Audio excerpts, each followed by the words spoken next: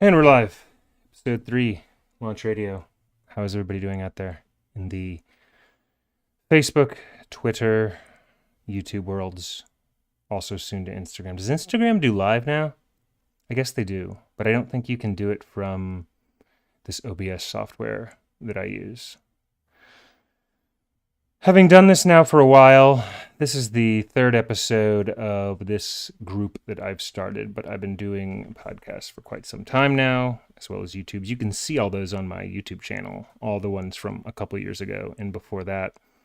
I've learned just from doing this that it takes, the people who do it, it's especially independently. We see who are the big success? People like Joe Rogan. It takes a lot of work, and it especially takes work when you're just talking because you're doing like a 45-minute monologue every time.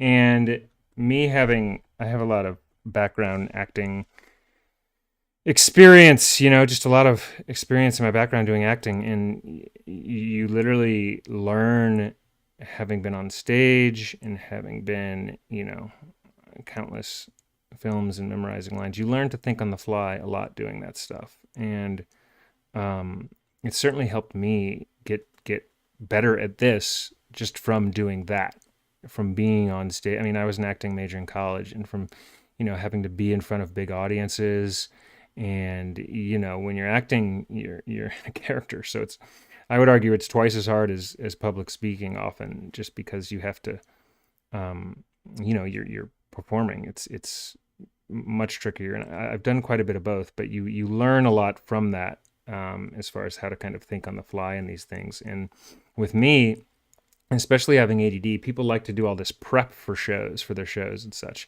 With ADD, we tend to do everything backwards. So I get a few ideas and I do the episode, and then I figure out what the topics are after I do the episode. I know that sounds crazy, but that's often how ADD people work, because we're not really planners. We're more just in the moment, and it's the ADD kind of helps me as well. It works to my advantage in this. But I wanted to say it's not easy, and I see people now, to get into it, starting to do, and I've mentioned this, the independent podcasting on Twitter and other platforms, and it's a very competitive space.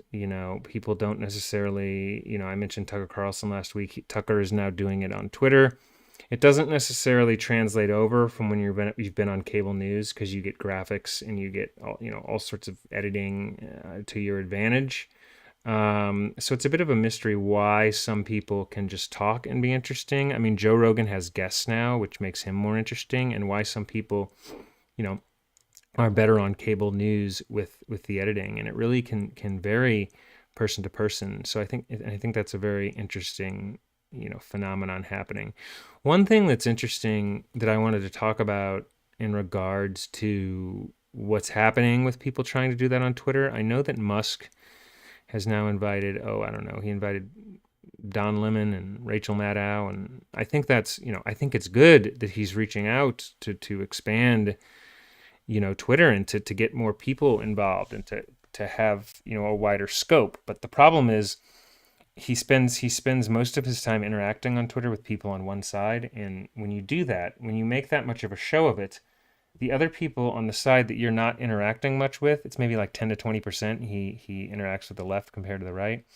They're not going to want to be as involved. And he literally, it's just pounding it all day to the one side. And like, you got to spread it out a little bit if you want more, if you want more people to engage with you and your platform, then you either have to stay out of it, which is what a lot of owners do, or you have to engage with a larger pool of people, not just ones that share your current politics. And I've said that to him, honestly, several times now. And, I don't think I'm not sure if he understands that or not. But I wanted to read, we'll do this first because the Musk update connects to, people podcasting on Twitter. But I wanted to read this tweet that Linda, what was her name? Here she is, Linda Yaccarino. She tweeted yesterday, I think. Yeah, yesterday.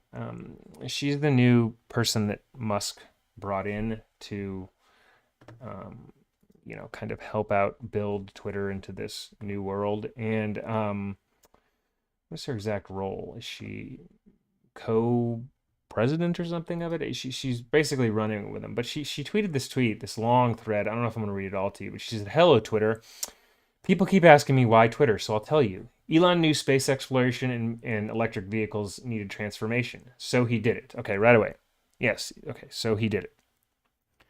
Right off the bat, electric vehicles and space exploration, Elon is an engineer and he's really good at the physical stuff, like cars and rockets and doing that in the world. And he could be good with the engineering of Twitter, with the actual engineering behind the scenes. But that doesn't mean that he's going to be good with the media side of it, with the PR side, with the politics side, with the dealing with people side. All of that is a totally different skill set than if you're building rockets and cars for the future and you're looking into physical stuff to build. It's a very different world.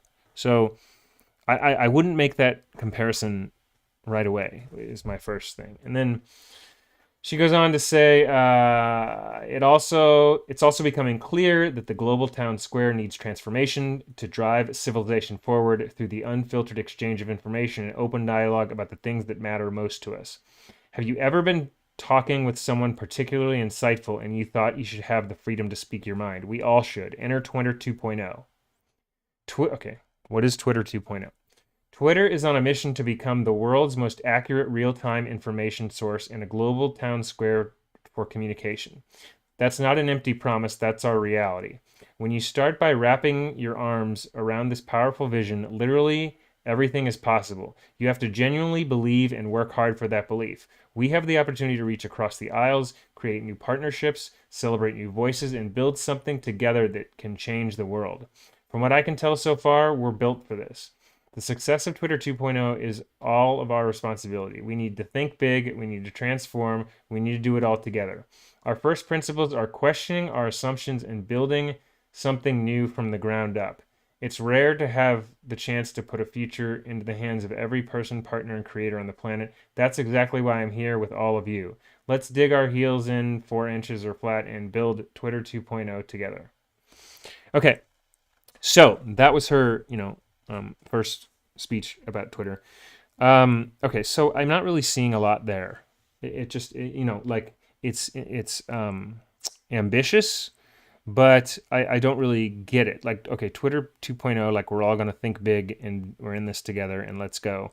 That doesn't really, if you don't have something specific that you're going for, it's just vague and people don't really respond to that. I don't get anything out of that tweet thread that she sent. You have Elon interacting with one side of politics all day on Twitter and posting right-wing stuff, and which basically alienates half the public. So he's got to either stay out of it or get better at that, or the platform's just never going to get to where they want it to go. If he doesn't stop doing what he's doing with that, it's just never going to get there. Okay? That's it. So that's got to change, or he's got to get out of it. Now, her message here is ambitious, but I don't understand what she means by that. Like, what is Twitter 2.0 then? Like, it says we need to think big and transform and do it all together. Yes, but your owner has alienated half the public. They don't like him, and he's not making an effort to change that, so it seems. We still don't have bots problem fixed, although I did see he's trying to work on that with DMs. He's trying to limit DMs to only people who are blue subscribers, which creates a whole other problem. But I don't know. It might work as long as people could keep it open. It creates a problem for journalists, and journalists are like a big piece of what Twitter is right now. So I don't know if that will help with the bot problem. He still hasn't approved thousands of people who want subscriptions, so people can't make money. That's even the bigger deal. I'm one of them. Anybody who has under like 100,000 followers, it's like that he hasn't even approved yet. So I don't know what we're waiting for. I think it's probably a process, but People have been waiting 6 months now for that. So we're waiting on that. So they could start by just doing the basic stuff with this stuff and then, thinking big. I like the thinking big. That's great. But there's got to be more to it than just, think big, transform, and do it all together. No, half the public doesn't want to do it all together. You have to address that. Do you understand? You have to address that. And to do that, you have to have a better understanding of people. You have to have a better understanding of people. It's not engineering that gets you there. Not with this. With rockets and cars, sure. So they gotta, you gotta get, what do I know? I'm sitting in my apartment in LA, like what do I know? But my advice on it, if someone were to ask me, is you got to hire people who understand people and culture and stop looking so much at fucking engineers. Like engineers are fine, but I'm sure Elon knows plenty of those. He's got to hire people that he's uncomfortable with, okay? That he disagrees with. If he just is hiring people he agrees with, it's never going to be any better than what the old Twitter was, okay? So let's just make note of that. So he needs to listen to me. I know that sounds like cocky or whatever, but like I couldn't rocket or engineer my way out of a paper bag. I know nothing about any physics or anything like that, but this stuff I do know. So, and he clearly doesn't. He thinks he does, but not the people part of it. The engineering, yes, but he's terrible with the people part of it. So now right-wingers will come in and they'll say he's great. Well, he's great because you agree with his fucking bias, okay? That's why you think he's great, okay? Because you're biased. Half the country does not think he's great, okay? So when you tell me that, it doesn't solve anything, okay? It doesn't solve anything. Anyway, that's my thought on the Musk and the news thing, is there's a long way to go. And you can be optimistic and you can think big and about doing it all together and all that, but that doesn't solve the problem. You got to hire people who you may disagree with, who are better at people, and you'll have better chances of getting further with things. Anyway, so that's that. Let's go to the next topic. I saw this Stan Kroenke. I'm from St. Louis, Missouri, and they took the Rams out of St. Louis and moved them to LA. And since he left St. Louis, Stan Kroenke's been on a run apparently, which is not too happy for people in St. Louis, considering it's my hometown. It's like, really? Kroenke's now. But like, he literally, LA Rams Super Bowl champs, Denver Nuggets NBA champs, Colorado Avalanche Stanley Cup champs, Colorado Mammoth NLL champs. He's hosted the Super Bowl. SoFi's hosted the Super Bowl. It's hosted the 2023 CFP National Championship. It's hosting the 2026 World Cup. And is the host of the 2028 Olympics opening closing ceremony. So Stan might be a jerk, but he clearly knows business. He's clearly a good businessman.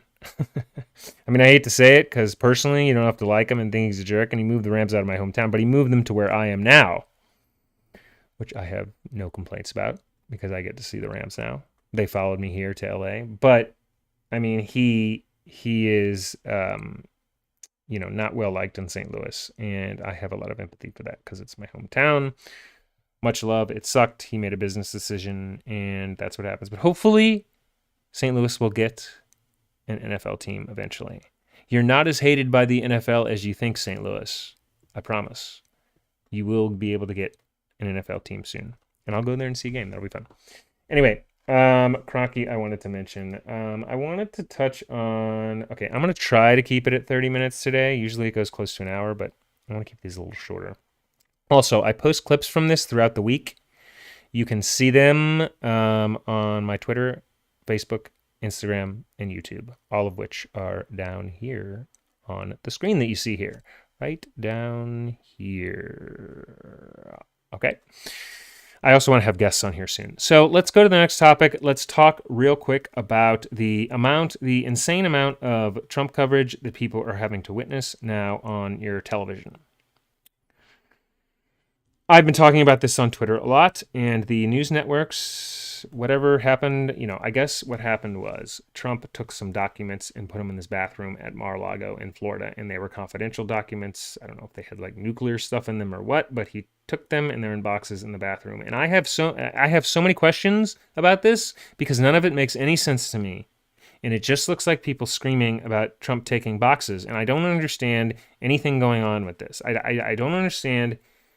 Okay, so he took boxes with documents, okay? And he put them in his bathroom. Why did he take them? Has anybody asked Trump why he took them? Anybody? Because I genuinely don't know.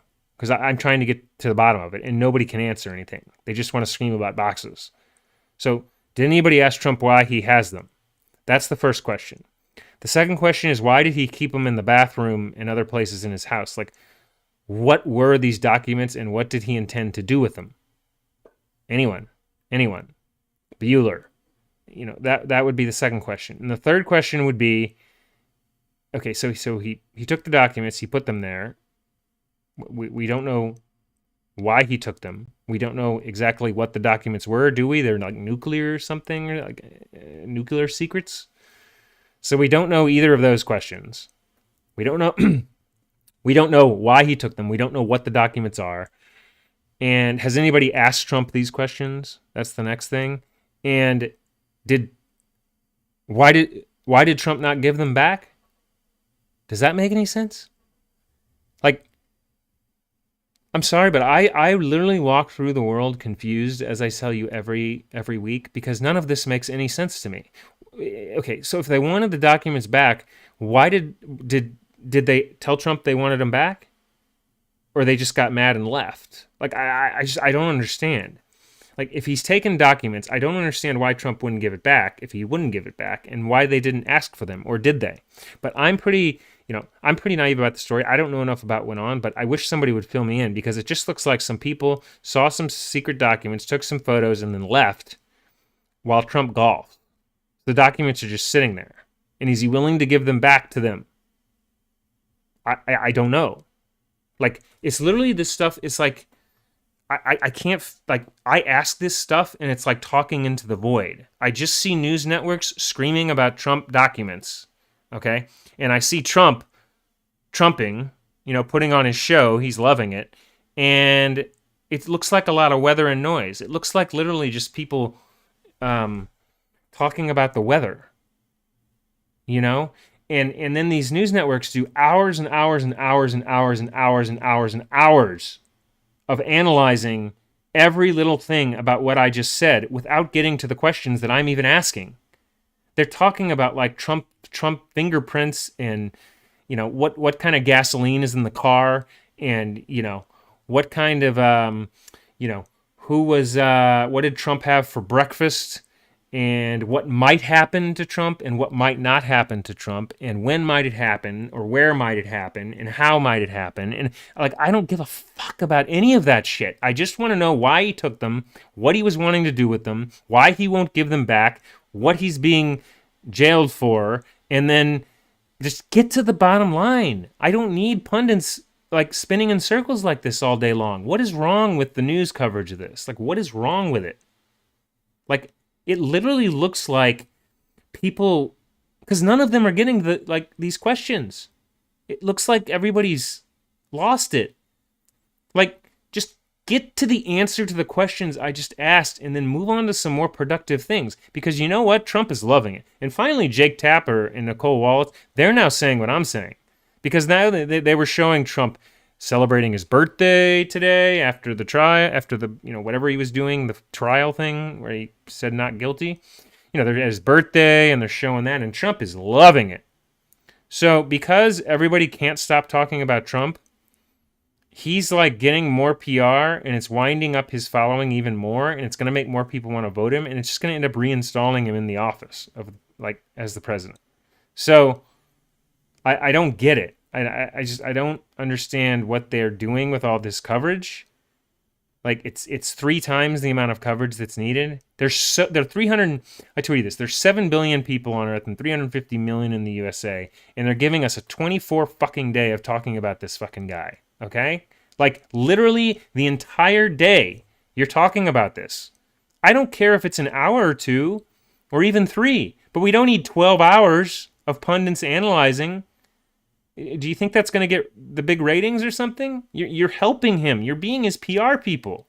Stop it. I don't get it. You're just going to put him back in office. So none of that makes sense, okay? Any of it. And nobody seems to be able to give me answers for why that is. So we're just all going to continue to spin, I guess, and wonder. And when he becomes president again, everybody's going to be like, what the fuck? And I'm going to say, y'all did PR for him. But maybe they want to. Maybe they want to do PR for Trump. I don't know. Maybe he makes them a lot of money. You know? I think he probably does.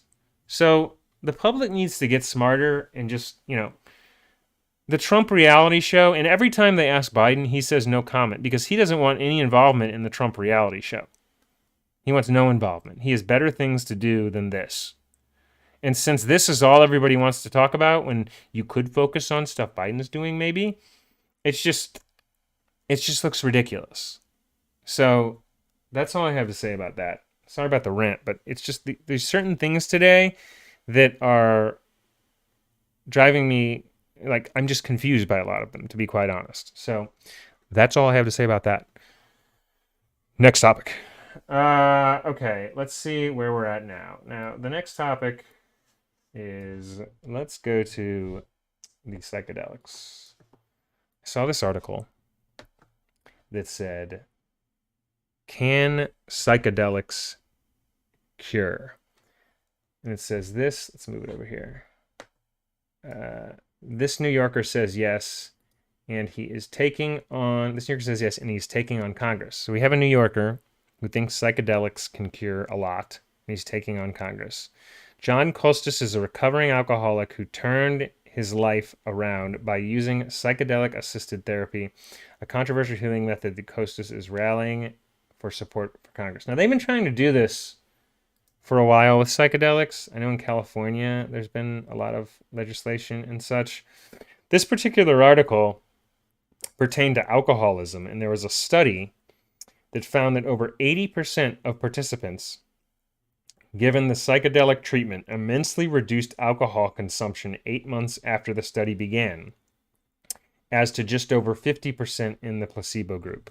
So there's no question that, in my opinion, there's no question that these substances have a very big future once they figure out how to utilize them for a variety of mental health conditions. I think they could do incredible things for depression, for ADHD, for alcoholism, addiction. I mean, there are a wide range of things. And the way it's been described to me, and you should check out Michael Pollan, who's one of the kind of psychedelic people. And I heard him say this. It's very accurate.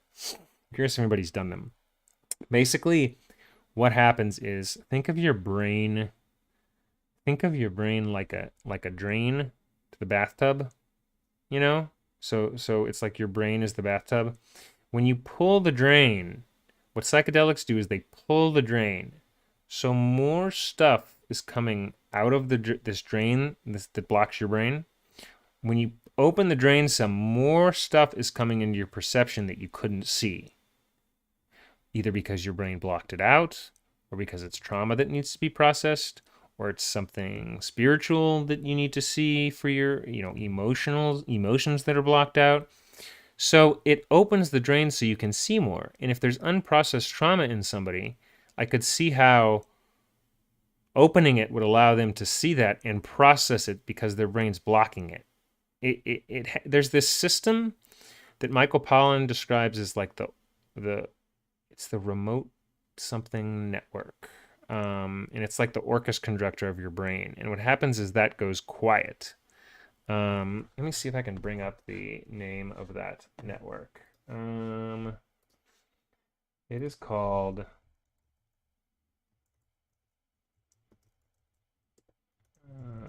let's see if it comes up. Default mode network. So what psychedelics do is this is according to Michael Pollan, is they quiet that network, that default mode network. And when that's quiet, certain areas of the brain are able to talk to others that they weren't able to do prior, when your conductor was kind of watching over everything.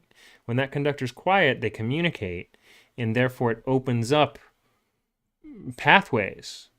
So if you have a mental health condition, you might have, certain blocks that are preventing things from moving around and getting through, and that's what they do. Now the problem is these drugs are illegally, recreationally used. It's reckless. It's kind of the wild, wild west. And so there's no control over how they can help, how to administer them. I know people microdose and such, but there needs to be some type of a, they're looking at ways, and I know there's already clinics open, I think in Oregon. And I know they're doing ketamine, which is kind of in the same family. Ketamine is now legal.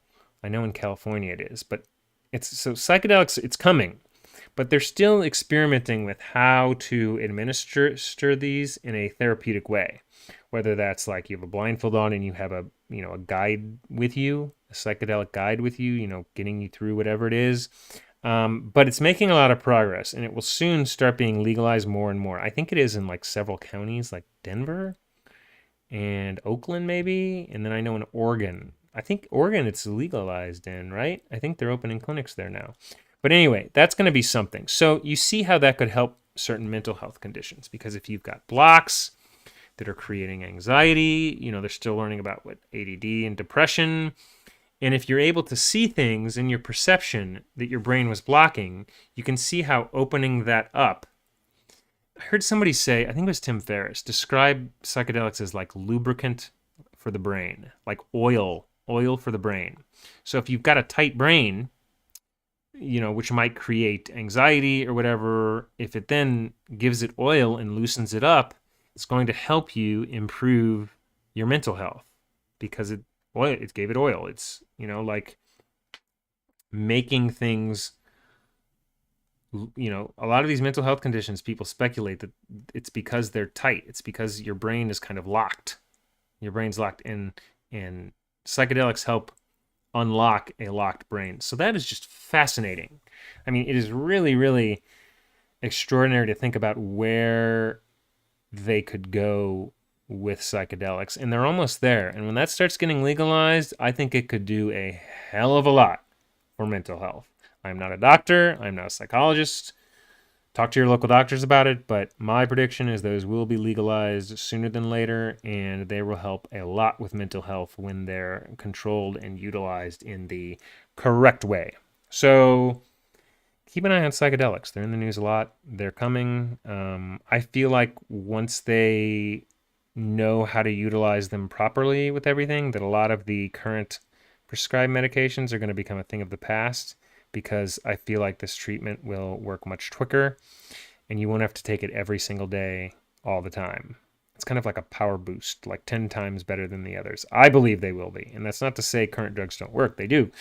I've taken some of them. I'm on some of them. I'm pro drugs. But I think that psychedelics will take things to the next level. So check out Michael Pollan, Pollan. He is on Twitter. Let me see if his account. Yeah, it's Pollan. He always has really interesting things about it. He'd be someone who's fascinating to talk to. You start getting guests on here. I just have so many questions. I can talk to people for hours. I'm like Joe Rogan. Like I could have people on here and I would ask them so many questions. When I was a kid growing up, I would ask my parents and grandfather so many questions that I drove them out of their mind. Literally out of their mind. So if you get me going with the questions, it's like the Trump stuff that doesn't make any sense. I have so many questions that they aren't asking. People are just talking. That's I have a lot to say about that. So that's that. Let's see, what else do we got? We're trying to keep it under 30 minutes today, which we might succeed at. Let me go another 10 minutes. Let's see. We talked about news, talked about that. Did the best Twitter. I just want to touch real quick on this topic, which I've talked about a lot in the past, which is every time I'm going to close on this topic because this will be like 5 minutes talking about this, and then I can't do it anymore. Let's see. We've got somebody in here real quick, though. Hello, Michael Fontaine. How are you doing? Your son explained that he did shrooms. He said it was something he wouldn't think happened, and it unlocks something for me. Yeah, they're very powerful. It's very powerful what's happening with shrooms. They just need to be figured out how to utilize them to everybody's advantage. But anyway, one of the big topics right now that people are talking about is, it's good to see you, Michael, by the way. I know you watch Mandela. I kind of did all the Mandelas. I'm trying to think if there's any more I could do. But I've come back to podcasting. This is week 3. And Twitter, yeah, people hack Twitter. Twitter's kind of a mess right now. But anyway, I want to talk real quick. Trans is like a big topic right now. There's a lot of controversy around trans and Bud Light and all that. And I've mentioned the trans in sports dilemma, which people seem to not, a lot of people don't understand. They're like, don't get rid of, if you have trans, it's, women's sports, it gets rid of women's sports. And I've said this before, that the trans shouldn't affect sports at all. It shouldn't affect sports at all. And the reason I say this is because trans can play in sports. And the way to handle this is you just have everything. Now, people get mad when I say this because they misinterpret what I say, and then they want me to debate their opinion. So they want me to debate their misinterpretation, which I'm not going to do. So a lot of people I don't bother debating with because I'm not debating with a misinterpretation. Yeah, thanks, Michael. Good to see you. The best way to handle the trans in sports is, and I've said this a million times, is to make everything co-ed. And rank, this is important, rank people by skill level and size. So you don't get a 300-pound man, facing when it's co-ed, facing a woman who's, 120 pounds. That wouldn't be fair. That wouldn't work. So you have to rank based on skill set as well as size, like tennis. It's very easy to rank. And people say, well, what would happen to women's sports then? We wouldn't have women's sports. You would still have women's sports because the top women in every game are still the top women. Okay? I know that's a little tricky for people. If you combine sports, everything, the top female athlete is still the top female athlete, and people are still going to go see the top female athlete or athletes play, and they're still going to get endorsements and sponsorships and everything. And people are like, but it gets rid of women's sports. No, it doesn't. It doesn't get rid of women's sports. Women's sports is still women playing sports. If they're equally matched against a guy of their skill set and size, that's the critical part. You have to rank it by skill and size. Then the top women are still the top women. Everybody already knows that the top woman can't compete with the top man right now. We know that. Serena Williams knows she's not going to beat the top male tennis player. So nothing changes in this. And then it allows the trans to play and get ranked where they are. When we had decided to divide them, whenever it was, decades ago, everything in the world was very different. Women playing sports wasn't a thing back that people didn't. So they were like, oh, we'll just separate it, just segregate it. And now, but that's not the case now. But because of that locked frame, everybody thinks that it has to stay this way. And if they saw the other way that I'm describing, they would realize that it's a better, more efficient way. They're just locked in an old way of thinking. They need some psychedelics to oil their brain. Like the brain is locked in that frame, and they can't get out of it. And unfortunately, when I'm explaining things, without something that helps, maybe it'll be psychedelics someday. I can't help the locked brains. I'm not going to debate a locked brain. So that solves the whole trans sports thing. And no, it does not get rid of women's sports. And yes, people are playing their equal size and skill. It solves everything. So, but a lot of people won't understand this when I describe it. People will be very confused. They will think that I'm saying a 300-pound man is going to play against a 100-pound woman, and that's not what I'm saying at all. Okay? I'm saying if you match them by skill and size, ranks, down the ranks, you have a skill set, down the ranks, skill and size, skill and size. The top woman is the top woman. Now, she may be playing a man, but she's still the top woman. And yes, I mean, the top males will be at the top in the sports if it's ranked by size and skill, but we already know that they're all better players than the women are. But this gives the women to be in the same, sphere as them. And everybody already knows that top men play sports better than the top women. Everybody knows that. It just allows everyone to play together again, and you're just ranked by your size and skill. So everyone go misinterpret now. I'll deal with the people who want me to debate with a locked brain at a later time. So that's the trans sports topic. Have fun with that, y'all, because that is a big one for people to wrap their head around. And I'll answer questions at a later time. So that's one thing that I discuss a lot. And then the final thing also that just reminded me of is Twitter overall on the whole. I mentioned Musk and what is it, Linda? What's her name? Yaccarino? Linda Yacca something. Linda Yaccarino. I mentioned that earlier, and one problem I see with Twitter right now too is that people have trouble hearing opinions they disagree with. Most people don't want to be around an opinion that they disagree with. Some do. I live for that. So, I'm kind of like Twitter's kind of like a gym, and like, it's not fun to go to the gym. So it's not always fun to hear opinions that you don't agree with, but that doesn't mean that it's bad for you. I believe it actually expands your thinking. It improves, you come to understand people more. And I'm in the business of like understanding perspectives and point of views. So at least with my following, a lot of people can't handle it. So I have a lot of people who follow and unfollow, and then they follow me and they unfollow, and they follow and they unfollow, and they can't stick because it's too much for their brain. They just want to go to the gym and eat cake and ice cream. Well, that's easy. I mean, if you want everybody to just validate your opinions all the time, then that's fun world. That's, hey, we're just eating cake and ice cream. Everybody's good. We all agree. We're happy. Woo! Like, let's just agree. Let's just all agree, and yeah. There's no growth in that. There's no progress in that. So I'm kind of like you see these trainers at the gym who are like just shredded, pushing people in the physical world to be the best physically.